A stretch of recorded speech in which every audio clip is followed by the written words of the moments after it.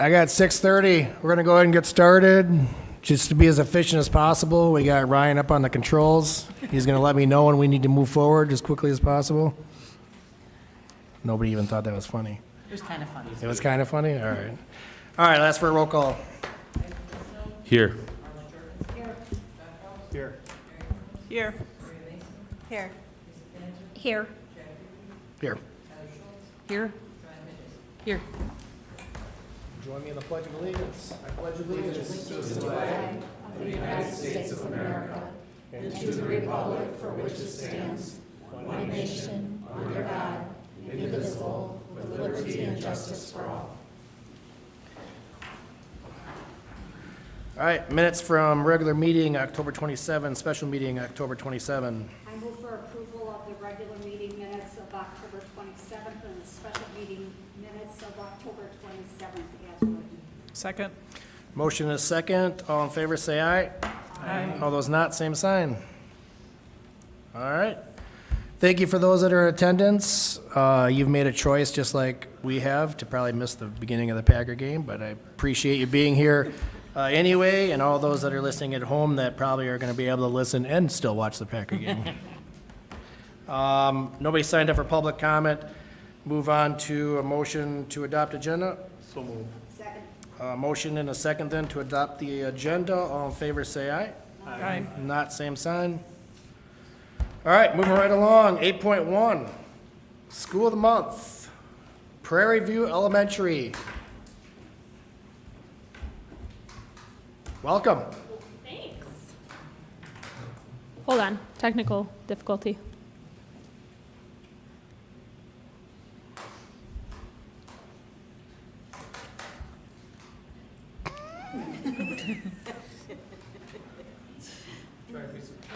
Oh, there we go. All right, we are the School of the Month, Prairie View Elementary. So thank you all for being here tonight. Not that you had a choice, but thank you. So we're going to start just with our mission and our vision. So our mission has not changed over the past 3 years, but we are Panthers Together Achieve Wild Success. And then we have our vision, that's a safe learning environment that celebrates all of our students, staff, and families. And then we unite to achieve success in social, emotional, and academic growth at all high levels. Here are our collective commitments. These are some things that we show at the beginning of every one of our staff meetings. So this is something that we bring up to ensure that all of our staff are collectively modeling all of these agreements that we work towards each day. We're going to start with our first goal, and that is our school success plan goal for ELA. So our current state, and this was from our spring 2025 data, 81% of our students were on grade level in reading based on the spring iReady data. And then as you can see, that 70.2%, that is students meeting expectations on our forward exam. When looking at our data, we have a clear discrepancy between the iReady data and the forward data. So last year, our kindergarten, first, and second graders really carried our iReady data, and our third, fourth, and fifth graders struggled a little bit more than we've typically seen on forward. So our desired state is that 84% of Prairie View students will be on or above grade level in the iReady reading diagnostic by the end of the 25-26 school year. So that is basically saying that our students are proficient in the domains in ELA. So our current state in math, 74% of students early on and mid above grade level met their iReady typical growth in 2024-2025. 46% of our students early on and mid above grade level met their iReady stretch goal in 2024-25. Our desired state is to have 85% of our students who are early on and mid above grade level meet their iReady typical growth. This year, it's really difficult for our teachers to grow the students that come in proficient or above already, and to grow those students above necessarily where they come in, and that's where we're focusing on this year. So our key action steps that we have completed and celebrated is co-planning, co-teaching our writing initiative with our second and fourth and EL teachers. So Megan Merkel is working with a teacher in second grade and fourth grade to implement our new literacy program focused on writing. We have had 3 professional development sessions on engaging students in academic literacies, which is tied to that writing initiative. So above and beyond the co-planning, co-teaching that Megan Merkel is doing, we have other teachers that are also being involved in the professional development and starting to implement some of those strategies along in their instructional practices. We've also had a professional development session with staff on Kagan structures, and that's to build upon our building thinking classrooms in mathematics. It's a way to structure our students' collaborative learning so that we can differentiate instruction during our math workshops to differentiate for all of our learners to get that typical growth and those stretch growth goals that we're looking for. We've also done a data dive with our staff with our iReady and Forward data. So just to note, all of these things that are up here are things that we are not replacing anything. We're just adding to what we've already kind of started. So with our writing, it's just explicit writing instruction. So really teaching our students how to write. It's very different than where we have been in the past, where we just kind of model and then send them off and expect them to understand and know what to do. And then same with the Kagan structures. Last year, our staff and a lot of the other elementary buildings did some professional development with building thinking classrooms, which is basically just a way to promote productive struggle and discourse in the math classrooms.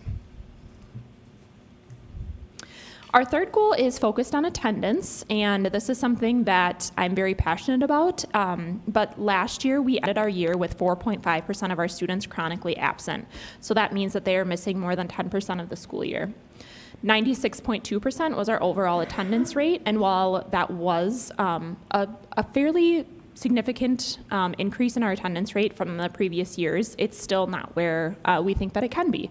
So our goal for this year is less than 3% of Prairie View K-5 students will be chronically absent by the end of the 25-26 school year.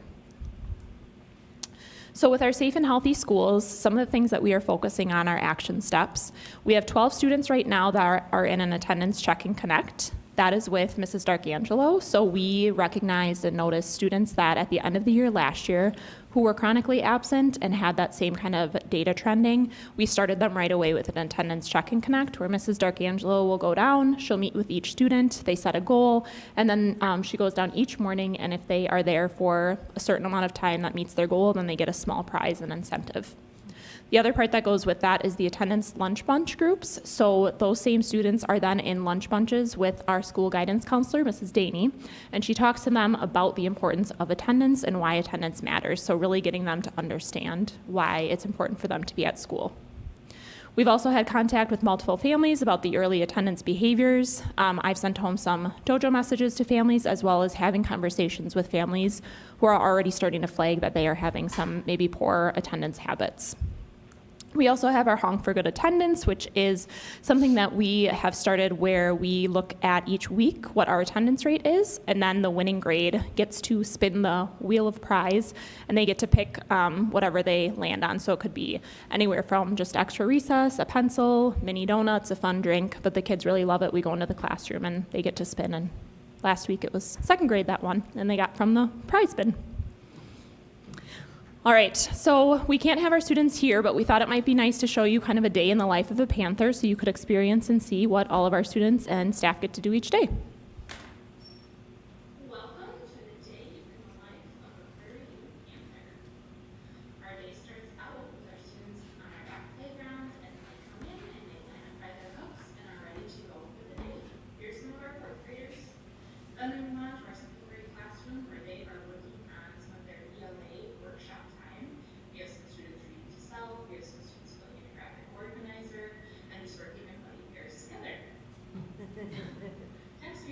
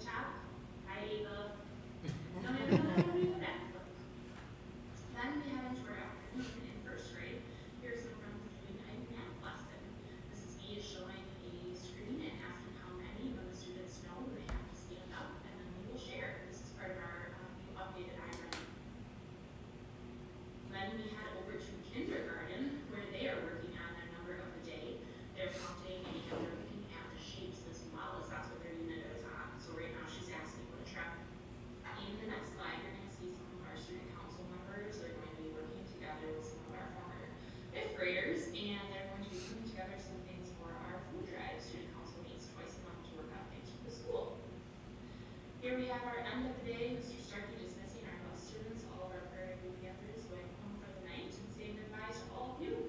Thank you so much for joining us for a day in the life of a prairie view camper. So just something so that you can kind of see what they get to do and experience each day. We'd love for them to be here, but they're probably all at home watching the Packer game, as Chad was saying. Oops, sorry, Mary. All right, there we go. So these are just some pictures that kind of go along with what our goals are for this year. So our SSP is really focused on our writing. So as you can see here, I don't know if this will work, but we are all engaging in a book study, and it's not necessarily a typical book study where we read it cover to cover, but it's more of a resource where if we are teaching a certain genre of writing, it's a resource that we can pull and we can open it and we can say, this is some of the lessons that go with it. Here's some of the academic vocabulary that we can use. And then in these pictures, this is when we did one of our professional developments, and each of the teachers is doing an activity that they would do with their own students where they have to determine which subtopic the pictures would fit under. So it's a sorting activity. It's kind of the start of the unit where they would actually break down and determine where those pictures go with the subtopics for the genre that they're teaching. And then in that bottom picture is our teaching and assessing cycle. So this is something that we do when we meet as collaborative teams on Thursday. We look at where our students are at, what we want them to be able to know, how will we know when they get it, and then this is kind of around that whole writing process. So in the past, it's typically been where we brainstorm, we draft, we revise, and then we have our final product. This is a little bit different, where it really starts together as a whole group where we deconstruct a text, and then they kind of figure out exactly what needs to be taught. They have that end product in mind, and then they go through this entire cycle. So the other half of this slide is talking about our Kagan structures we're focusing on with our math, but they are structures you can use with any content area. It's also a way to just build community within your classrooms. So that's a structure to turn group work into collaborative learning where every student participates, every student has a voice, every student is heard and listened to by their peers. So you're really building that sense of community. It can be done with community builders. In this case, our staff is also going through those lessons with math activities so they can then also learn and experience what it's like, what it feels like, what it sounds like for the students in their classrooms to implement them into classrooms. It's also good for your students that are introverted, that sit in the back and they're quiet, the ones that don't raise the hands, our multilingual learners, our lower level students, because they're hearing conversations and they're having conversations before they have to do the work independently. So we're setting them up for success by giving them practice with their peers before asking them to do that independent work. Yeah, so this is some implementing them. So like I said, it really starts off with teachers doing it with their students' community builders first so that students get comfortable with each other working in a group. So some of our teachers have already taken these Kagan structures. We have our 2nd grade and 5th grade teachers have done it with their buddies to build a sense of community with some Halloween activities in the upper left. We have students then in the bottom picture are doing it in their literacy intervention classes. They're using some of those strategies, as well as we have our art teacher and some math programs that are also using these structures. And then on the left side is our writing implementation. So like Mrs. Darkangelo was stating, Megan Merkel, our EL teacher, is co-teaching and co-planning with a 2nd grade and 4th grade teacher. And they are basically looking at each different genre that they need to be teaching and writing. And then they are co-planning a unit with the end in mind. So then they look for what that exemplar might look like. And then they go back and determine what they actually need to teach to the students. So on the top left and across, those are all of the anchor charts that are in our 2nd and 4th grade classrooms. They have done descriptive reports and then personal narratives. And then in the bottom, you can actually see some of our 4th graders writing, and then you can actually see their products as well. And we've really found that using this structure where we kind of start with that deconstruction and really explicitly teach our students, a lot of the time we've had students that either they don't write because they don't know how to, or they don't write because they don't want to, and they're crying and upset about it. And a lot of the students that are either in that 4th grade class or 2nd grade class, they're able to do it, and they're able to do it independently, and they feel good about it, and the teachers feel good about it. So just some final things to add. Some of the things that we do at Prairie View for our student involvement and just really making it a community of learners. We have our PALs, our art club that meets once a week for 4th and 5th grade. We have ASL club that's put on by Mrs. Lerner because she supports one of our deaf students, and she does that for our kindergarten and 3rd grade. We have student council for our 4th and 5th graders. We have K-Kids. Thank you, Carter, you're there. And then we also have Soul Sisters, which is later on in the year. And then our parent involvement, we have an amazing PTO. We have, this year, we've had about 12 members that come each time, which is significantly more than we've had in the past. A lot of those are kindergarten and 1st grade families. They put on a lot of different fundraisers for us. So we do a pizza ranch, which is this week Thursday, if anyone wants to stop by. And then we have Culver's, Benvenuto's, we have Fun Run. Last year we raised over $28,000 with our Fun Run. So a lot of that then goes back into our classrooms where we are able to give teachers some extra money to purchase things for their students. They also were able to purchase about $10,000 worth of equipment for our 4K area. So that was just in addition to some of the things that we got for our bigger kids. We have some classroom volunteers, and then we have some family events that we do. We just had our fall festival, we'll have Santa night, and then we have our breakfast and books in the spring. And just a great picture to end. And that's all we have. Any questions? What does Kagan Structures mean? Kagan Structures is a corporation out of California, and it's an organization that goes around the United States, and they hold workshops on various things from discipline, and one of their biggest ones is the cooperating groups, one that I've been talking about. There's a 2-day workshop that they'll lead teachers through with learning various strategies on how to turn student group work into more engaging activities where like I said, every student has a voice, so there's movement, students are up and finding different partners to talk to solve problems and to work through different scenarios or situations or work through vocabulary and different just fun activities. It makes it more engaging for students. Did some of the teachers actually go through the process? So I was trained in that in a previous district that I worked at, and so now I'm bringing it here with my knowledge and expertise in that area. Okay, thank you. Yep. What's been the response to that? Oh, very positive. Like I said, the art teacher the other day came in and she said she was working on vocabulary for her SLO, and she came in and said how great it was for her students to work through some of these, just talking with each other about their portraits and the things that they're putting in it. I'm working with a teacher tomorrow on some of our math strategies, so they're really excited for the possibility. The ones that saw it when we had the 2nd and 5th graders together, imagine 2 grade levels together, and the teachers just sat back and the students were working within their own groups, and they just wandered around and asked and facilitated questions, but it was really all the work was being done by the students.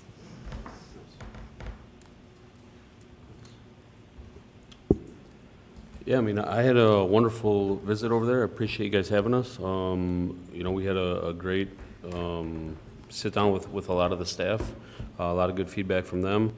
I'm happy to hear about the, you know, kind of addressing the absenteeism and putting a plan in place for that, because I'm with you on that. I believe it's really important that those students are in the classroom. So happy to hear that. Yeah, I thought the playground area was pretty cool. I took a jaunt up the ninja wall and then came down on the slide, and yeah, it's exhilarating. But otherwise, just walking through the classrooms, a lot of, I mean, just engaged students, and a lot of good structure from our staff as well. So appreciate you guys having us, and I was very impressed. I've got a question. Just curious about, you kind of at the beginning talked about more like the stats.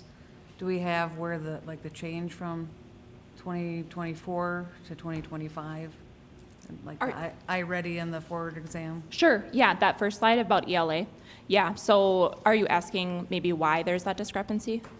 No, just like what the change Oh, was. yes, okay, that makes more sense. Yep, Improvement, not improvement? Sure, From the yeah. year before? So last year, we had some new staff that were in that 5th grade, and it had been a team that was very cohesive and worked really well together and kind of knew the ins and outs. And unfortunately, it just didn't go over, you know, as well as we had hoped. And there were some things that we could have done to maybe better support and make sure that those things were in place. But ultimately, we looked at what the structure was, and really it was our students that were, again, already proficient. We were not growing them as they should have been. So our focus was very much so on the students who needed that extra support, which is absolutely important. But then we were noticing that those who were already proficient were kind of the ones that were not growing as much as we had hoped that they would. I was curious too, you know, you've got the goal of 3% for absenteeism. Like, what's that look like and how many students is that? Yeah, so last year for like our 4.6, I think it was about 21 students. Okay. Yeah, so it kind of depends on the year. The year always starts out where it's a pretty long list because we haven't been in school for many days, but we have noticed that there are patterns with certain students that maybe need just some additional support, and we really try to make it a place where students want to be there every day. We want the teachers to feel good about having those conversations with the parents, as well as feel supported from us and know that we believe in their attendance and making sure that they're there each and every day, not only for academics, but just for their social, emotional well-being and making those friendships and connections. So the goal is to bring it by the end of the year from that 4.6 to the 3. Yes, yep, that's correct. And I really did too like to hear about this structure of more participation with kids, because I think if they get more comfortable, they learn more, and participating helps that too. So that was really good to learn about. Yeah, and oftentimes, you know, we see and we send them off in groups to do their work, but we don't actually teach them about how to have those conversations and what that group time should actually look like. So that's really the purpose of that. Anybody else? Questions? All right. All right, Thank you very much. Thank you.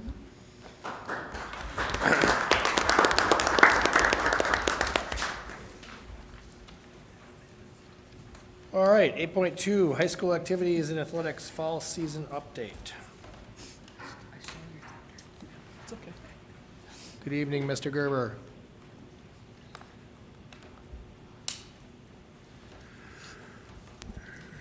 Good evening, everyone. Thanks for having me back.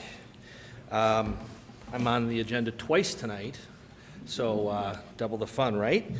The first thing we're going to talk about is fall sports activities in general, not just sports related, but activities in general. And just keep in mind that a lot of our clubs and organizations really kick off in the winter, so they're really getting underway now. So when we talk again about winter activities and spring, that'll be much heavier on the activity side. But this weekend, by the way, the music will be kicking off Thursday through Saturday, the 7:30 shows, and then 2 o'clock on Sunday for the matinee show. So make sure you get there early to get your spot.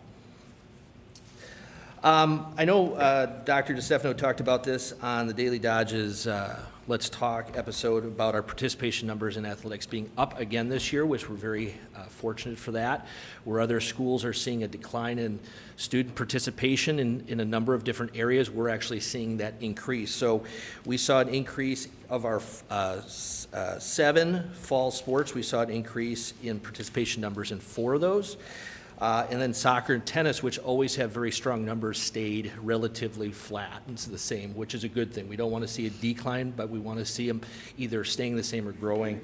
I believe soccer itself had 54 participants, and tennis was just under 40 this year. We continue to see growth in our co-op for our swim team. We just got to continue to nurture that program along as we continue to try to build that and bring that back. Overall participation, there were 306 students this fall that participated in athletics. 176 boys, amounted to 32% of our high school male population was out for a fall sport this year. 130 girls making up 29% of our female population. That's been a trend the last number of years. We've seen our boys' numbers increase or be just a little bit higher than our girls, although football does distort that number a little bit. Overall participation, 288 male students were engaged in at least one activity, that's sports or performing arts or the few clubs that have gotten started. 22 boys were actively involved in at least 4 groups, which to me is the number we really want to look at is Don't just specialize in sport, don't just specialize in one activity, get out and do multiple things. So in terms of just our fall numbers, in fall offerings, 22 boys were involved in at least 4 activities.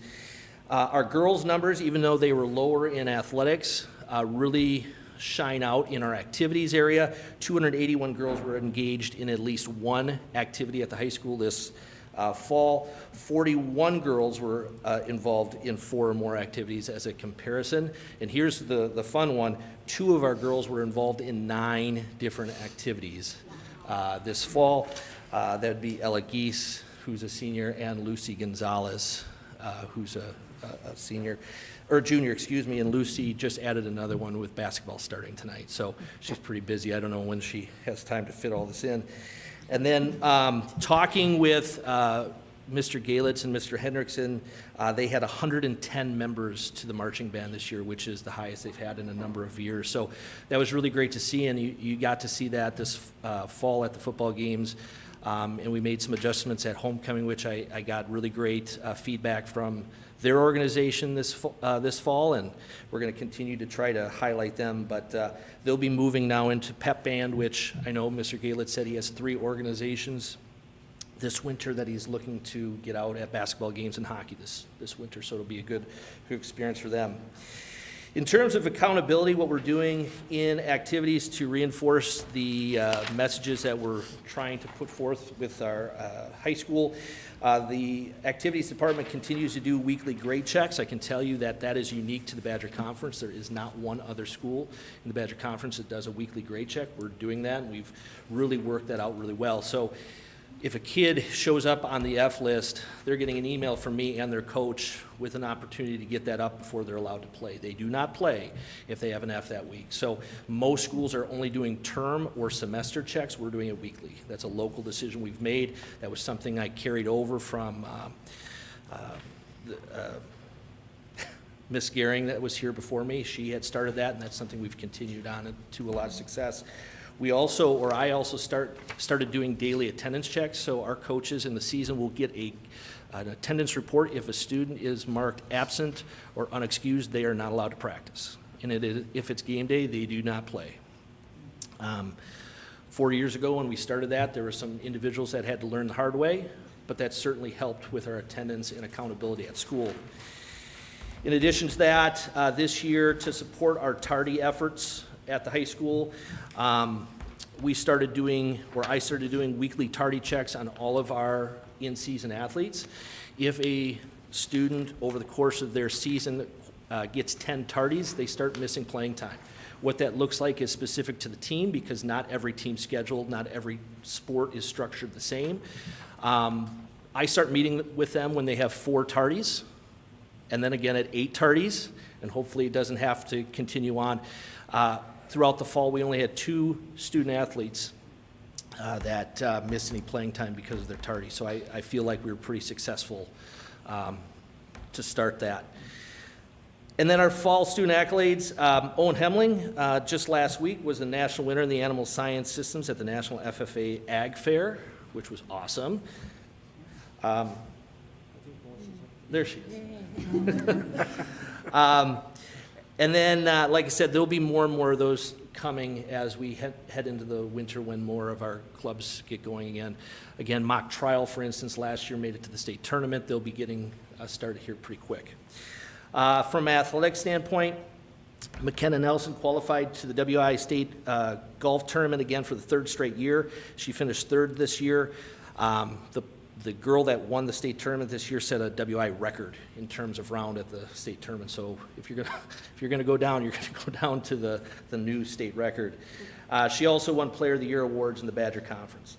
Our girls golf team in general qualified for the team sectionals for the first time since 2018. It's really nice to see that program develop. Having talked to Ms. Gehring at homecoming, understanding where the numbers were with that program just a few years ago to today where they're able to qualify for the team sectionals, a pretty impressive build.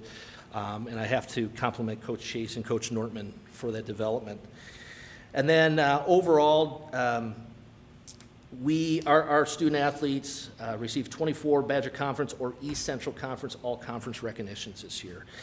So pretty successful individually again. And then fall community projects, as you know, all of our groups are involved in some sort of community effort working with kids or local businesses or organizations. Cross country, under the leadership of Coach Daniels, is really trying to build their program, and so they're doing that through some efforts with Girls on the Run at Prairie View and Jefferson. I know they're going to be developing a community run club, so anyone that's listening that likes to run, watch out for a Facebook group that they're putting together, trying to get some more activity going on in the winter and spring. And then they want to be working with Noel's Angel Walk in the future. They've already talked about adding in a 5K run to that event, which has traditionally been a walk, and it sounds like they've had some positive momentum in that direction, so they're looking to help there as well. Football continues to help with the Taste of Beaver Dam and with the Humane Society, and of course they're a driving force with our youth football program. The golf program is really gotten underway with the junior golf program at Old Hickory. That program's been up and down, but getting our high school kids working with youth kids from our community, I think, is always a really powerful step. Swim is looking at developing more of a partnership with our PAVE program in the community. Tennis, they've done this for a number of years, cleaning up local parks and BD after the winter. And volleyball, once again, ran their pink out in September, donating those proceeds to cancer research. The last thing I'll say before opening it up is I will be back. I'll be back in December to talk about some more field trips because I know we love talking about those. And then I'll be back in January for School of the Month. Any questions on anything? I just want to comment, Ryan, I like it that how you've broken it down. I mean, you know, kind of give us a glimpse of all the different activities that the kids are participating in. And it's phenomenal. Yeah. Yeah. We, so I've been tracking it over the last 4 years, just everything they do from athletics to the performing arts to our clubs and organizations. What our kids do, I was talking with an AD at our convention today. They have a school over 2,000 kids at their high school down in Illinois, and they've got 1,300 kids out for athletics in the fall. You know, we don't have those type of numbers, but when you start to compare the percentages and the amount of kids that are doing different things in our school is pretty impressive. And I would stack up our numbers compared to anyone else in our area. At a time when kids aren't doing nearly as much, when there's specialization or they're finding reasons not to engage, what we have here is pretty good. And as we know, the more engaged students are with their school, they're going to do better in their school as well. I think one of my favorite examples is when I went to a football game this fall and I saw the football players in the marching band. Mm-hmm. When I was in high school, that you couldn't do both; you had to choose. And I just really appreciated that they all find a way to make it work so that the kids can have more experiences. That was pretty awesome. I really liked hearing about the girls' golf, because when I was in high school, there was no girls' golf. I had to play on the guys' team, so it's nice that I didn't make varsity. I was on JV. It's nice to hear how well they're doing. Yeah, it's been an incredible growth. You know, obviously we could spend all night talking about what McKenna's done individually, but I think when you watch her interact with her teammates, she legitimately wants to be here with her teammates, and it's, you know, rising tide lifts all boats, right? They're pushing each other, they're having fun together, the road trips. That whole experience about being a high school athlete is really special, and you can see that with that group. It's a tight-knit group, and it's wonderful to see where they've gone and where they can continue to go. So where do you see areas of potential future growth in our athletics and activities? We have to, like every school, we have to unlock the reasons why our female participation numbers are lower. And there's a lot of reasons out there why that is, but we have to find out why our girls specific to Beaver Dam aren't out. In the fall, for instance, there are 5 sports offerings, right? So why is our number below 30%? Now, on the flip side of that, our female participation in our clubs and organizations is incredibly strong. So is there a reason why we're doing those things and not the others? We have to look at that. And that comes in when we're talking with our students every year, when I meet with our athletic leadership team like I am on Thursday. You know, what are we doing that we can improve on? Because, you know, I don't have the answers as an adult. You know, I don't know what, appeals to a 15 and 16 and 17-year-old. So we got to be talking with our kids about what we need to be doing differently to attract more kids out for activities. And I would imagine some of the things that you are doing with the Girls on the Run and getting sports to younger kids is going to help that. The two sports that I've said consistently have the biggest area for growth, especially for female athletes, is cross country and swim. I think we can see tremendous growth there. There is and not just female athletes, male athletes too. There are a number of students walking our halls where those two sports are perfect for them. We just got to get them early into the program. It starts with middle school, really, but elementary. Thank you. I like it too, that not only are they participating in a sport or an activity, but that they're doing some good in the community. You know, whether it's helping out with the Taste of Beaver Dam or, PAVE or any of that kind of stuff. That makes a difference. And consistently, I will have coaches say, our kids want to do this, and they're asking, can we do more of this? And you don't get that everywhere. No. In a lot of communities, it's go to practice, go home, just think about what I need to do for me, right? But we have, girls soccer we'll talk about in the spring, but that's a great example. Those girls are pushing to do more with area businesses and groups. They love going out to the Humane Society and working with the animals out there. So it's something that it's a good culture piece, and I think it speaks to why our kids are as well-rounded as they are here. Mr. Gerber, I got a question about, can you give us some insight as the WIA and kind of how we possibly ended up way up north?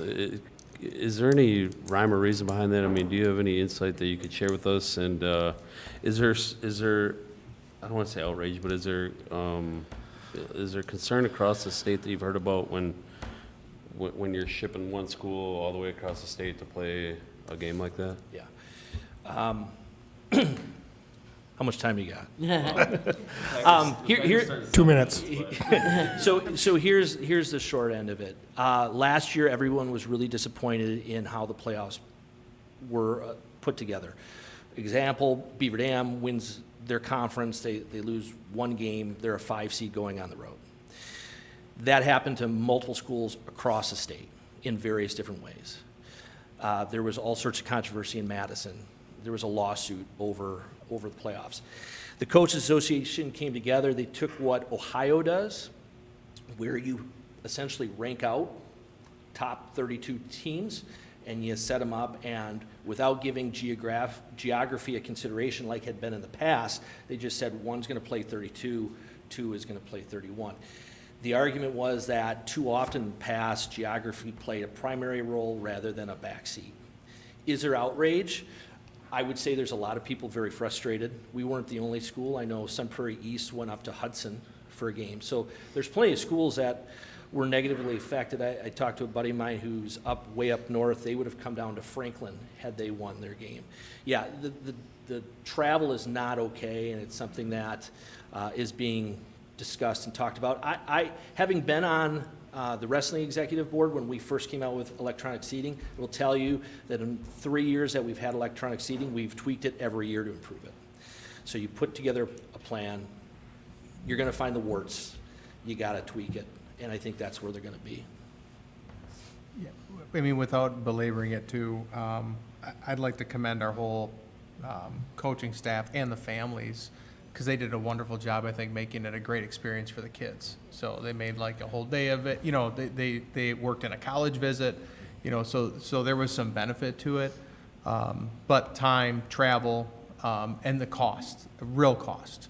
So the cost to ship any football program like that across the state, essentially for one game, equates to the total travel costs that you would spend on an entire sports team, like girls tennis for the season, right? So that's the issue that we have, and we've got to find a way to, you know, help encourage closing that gap, or maybe there's a direct WIA event tournament proceeds offset for things like that. And I know the WIA is, I think, responsive to listening, to that, but I'm really happy that our kids and our families, it sounds like, had a wonderful experience.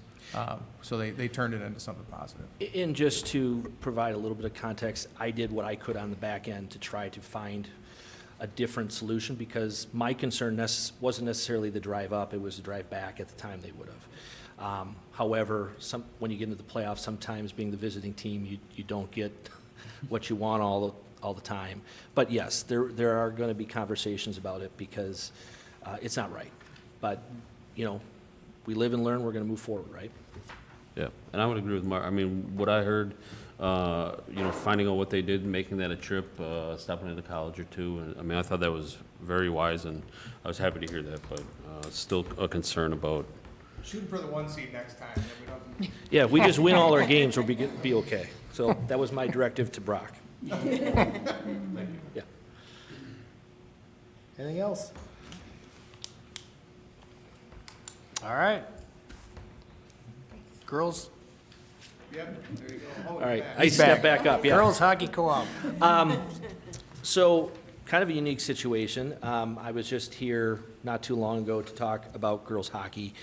And in that amount of time, we had a request that actually made quite a bit of sense for us. So what we'd like to do, in addition to adding Lamira, which we've already talked about, is add Fall River. Now, you might be asking why we keep adding these schools in our co-op. Hockey, again, very different than our other sports. They are assigned in the youth level to certain communities. They do not have a choice.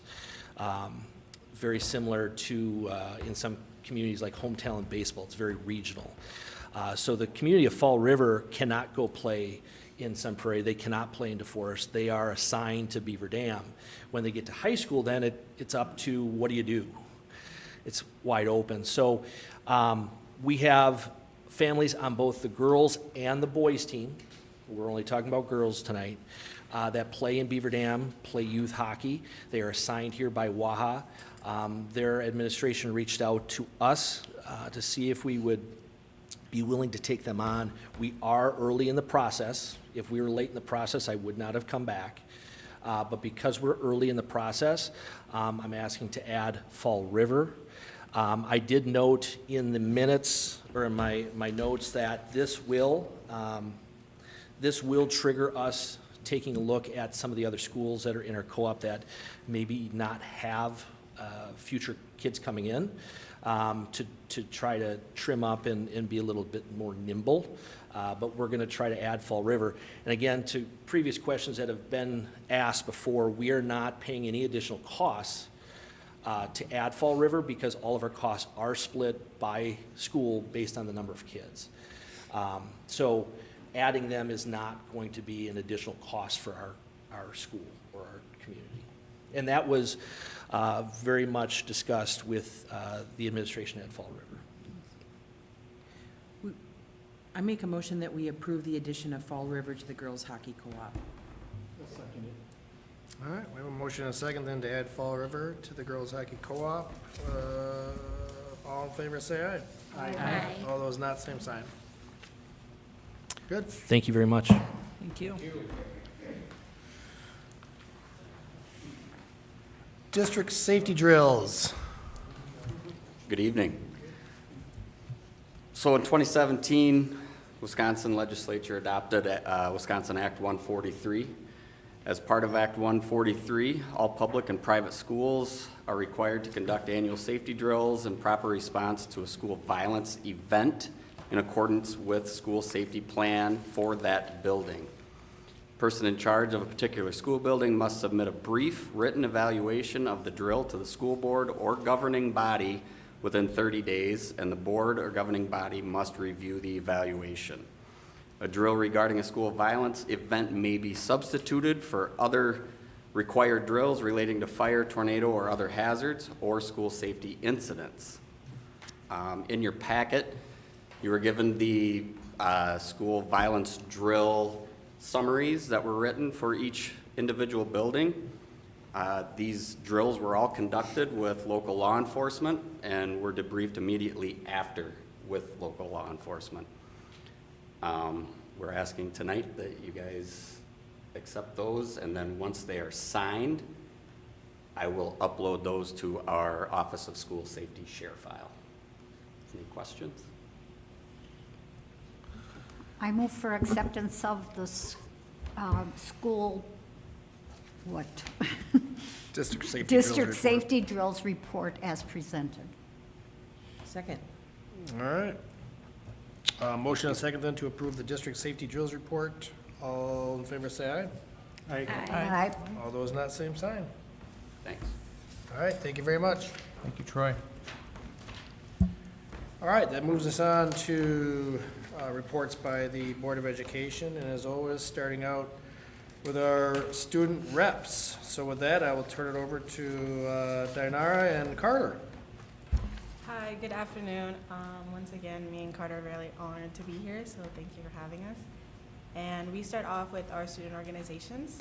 In FFA, we're proud to recognize Owen Hemling, who earned a national recognition as a National Agri-Science Fair winner. His achievement showcases both the dedication and the strength of our own agricultural program. Additionally, we would like to shout out Mr. Gansky and Ms. Chitko, our FFA advisors, for guiding out or for helping out our club through a successful trip in Indianapolis. In HOSA, members recently celebrated HOSA Week, which engaged in leadership building activities and service projects that promoted interest in the health sciences. This week helped students explore healthcare careers and develop valuable teamwork and communication skills. Then moving on to Key Club. Key Club plans to hold their Key Club Week. Technically, it was this week, but because HOSA Week was on the same week, we decided to push it back to next week, which works well because it's also the district food drive. So we're going to feature dress-up days, school-wide promotion of the district food drive, and activities aimed at encouraging students to join Key Club and volunteer in our community. And then within the school, our members are organizing an inter-club competition for the food drive where each day a different club, it's like their day, and they bring in food to try to earn as many points as possible. And then if people want to like sabotage them, they could put points in the minus bin to take away points from that club. Kind of just get more participation throughout our students in the building. And then our Key Club members are excited, I know I am, next Friday to go around all the schools and pick up the food and donate it to local food pantries and places that need them. Moving on to fine arts, the cast and crew for this year's fall musical Brigadoon are excited to open their performance this Thursday, November 13th. Shows run Thursday to Saturday at 7:30 p.m. and then that final 2 p.m. matinee on Sunday the 16th. Our students have been working hard to bring this classic production to life, and I'm sure it's going to be an exciting performance. I'll be there. And tickets can be purchased online on GoFan before the show. I believe they're $10. In our National Honor Society, members are preparing for the Veterans Day breakfast tomorrow morning. This annual event honors our local veterans through a morning of food, gratitude, and fellowship, and it's always one of the most meaningful service projects of the year. Following the recognition breakfast, veterans and National Honor Society members will have the opportunity to hear different performances from our choir and band students. And then turning over to our athletics, our winter sport season is finally underway. Teams are beginning practices and gearing up for competition. Coaches and athletes alike are looking forward to another strong season filled with hard work, growth, and school pride. We are excited to see how our basketball, wrestling, hockey, and swim teams perform this year. Around a week ago, I had the pleasure of volunteering alongside some other Key Club members at Prairie View Elementary's Fall Festival. I assisted in the bounce house, which got a little wild. You can ask those two back there. But overall, it went really well. Our Key Club students really enjoyed it, and the Prairie View students seemed to have a lot of fun throughout the event. I encourage you help out next year. Just don't let the bounce house fall over next year. That'd be my recommendation. And then finally, for academics, Term 1 came to a close on November 3rd, marking an important milestone for our school year. Teachers and students are reflecting on progress so far and setting goals for success in Term 2. Additionally, our junior students completed an ACT feedback survey, and they shared kind of suggestions for the future. How can administration promote the ACT and students trying their best in preparing ahead of time to reach their maximum scores? Yeah, overall, it's been exciting and productive the last 2 weeks since we just had a meeting not that long ago. I feel like we've done quite a bit since then. We're really filled with accomplishment, service, and school spirit across our areas of the school as we continue into the school year. Thank you. I was kind of thinking the same thing. I'm like, we're here 2 weeks ago. I'm like, how much are they gonna come up with? But you guys filled it up nicely, so thank you for the updates. Any questions for our student reps?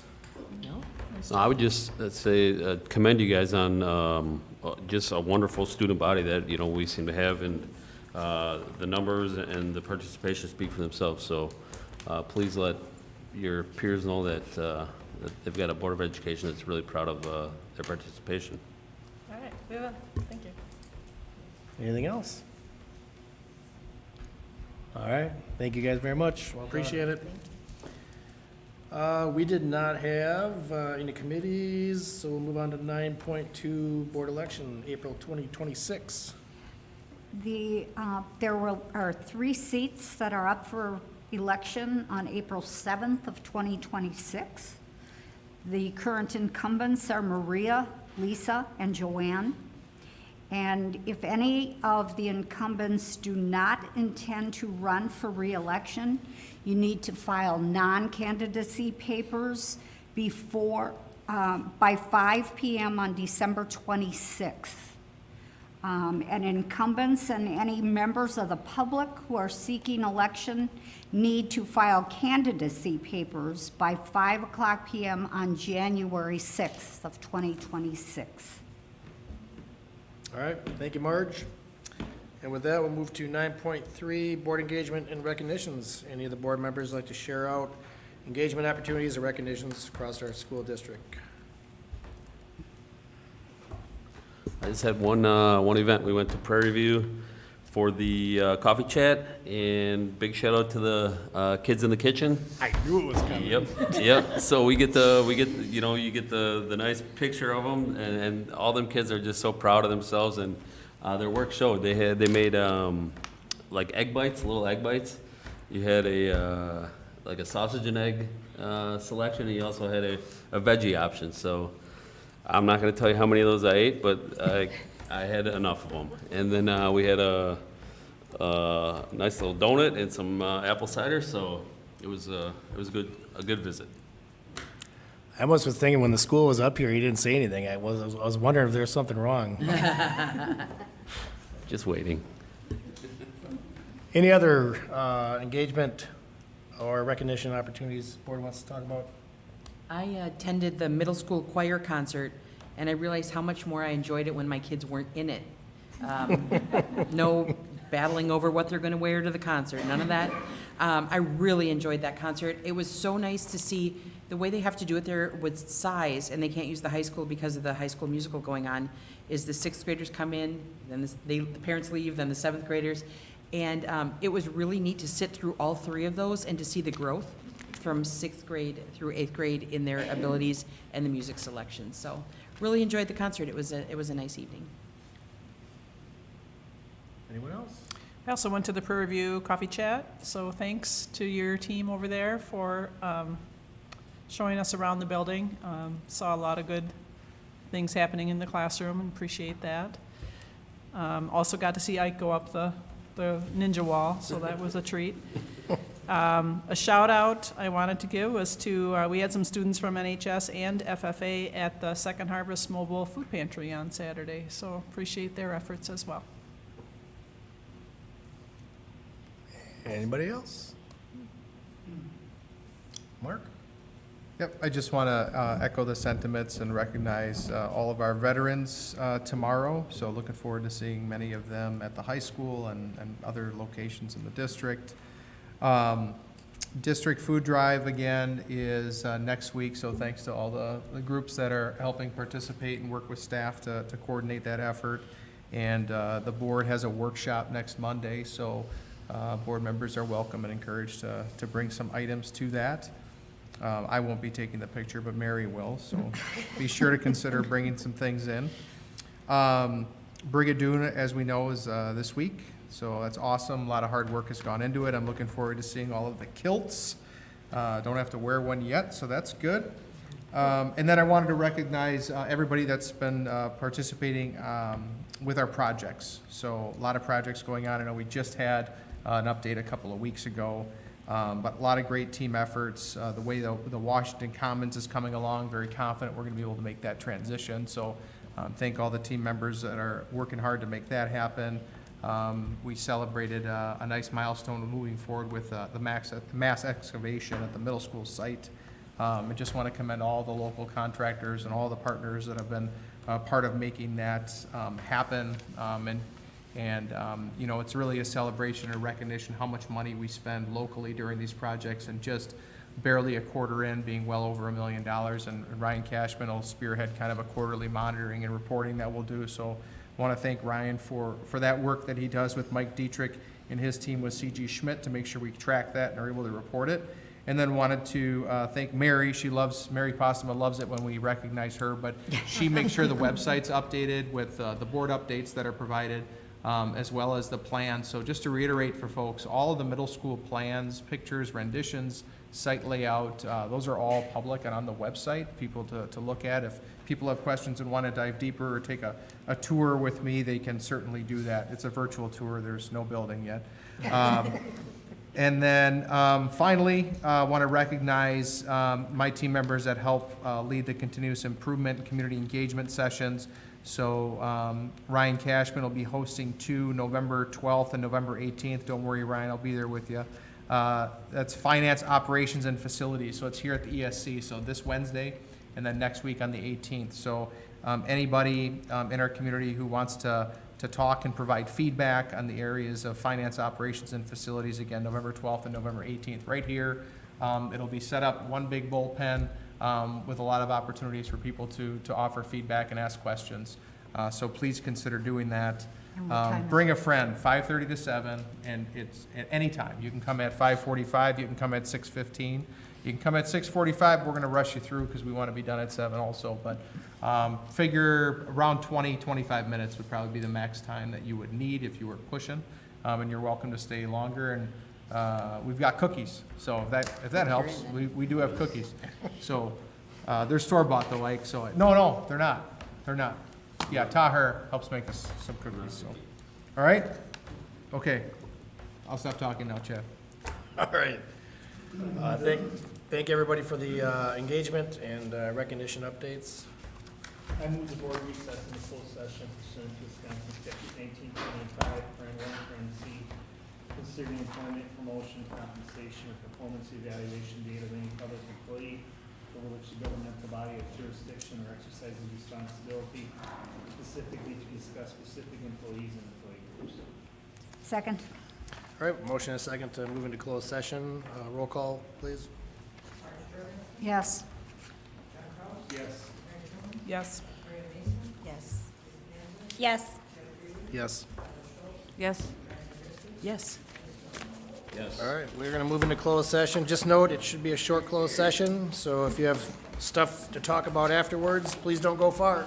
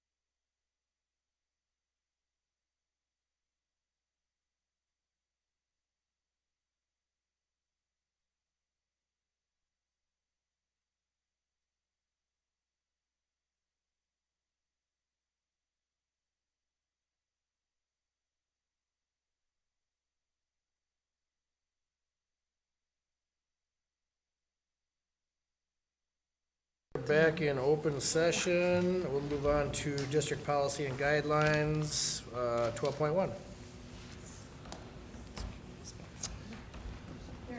There are no resignations or retirement requests. You can move on to 12.2, All right. which there are no leaves of absence. All right, 12.3, there are no appointments. all right. Brings us to, What'd you do for the last 2 weeks? 12.4, board policy updates. yeah, just for the public's sake, the board had an official business meeting 2 weeks ago, so they covered a lot of that. That's more, trying to find my pen there. Board policy updates, final reading, again, the board received the initial reading, it was 2 weeks ago. The fall slate, there were 31 prospective revisions as well as one replacement. Again, this is the process where we collaborate directly with Neola. They work with, I believe it's about over 70% of the school districts in the state of Wisconsin, help us monitor our policies. They have legal counsel, policy experts that also provide advice. We meet with them, review their recommendations, work through those, and then bring those forward for the board to consider. So this would be considered the final reading if the board is interested in adopting the 31 revisions and one replacement. Any questions, comments? I move for approval of the policy updates and replacement. Second. All right, we have a motion and a second then to approve the board policy updates. We just need all in favor? Aye. Aye. And not same sign. All right, moving on to payment of claims. I move for payment of claims in the amount of $3,395,240.67. Second. Motion and a second then to approve payment of claims. Roll call vote, please. Yes. Yes. Yes. Yes. Yes. Yes. Yes. Yes. Yes. All right, ask for a motion for adjournment. So move. Second. A motion and a second for adjournment. All in favor, say aye. Aye. All those not, same sign. All right, we are adjourned. Thank you very much.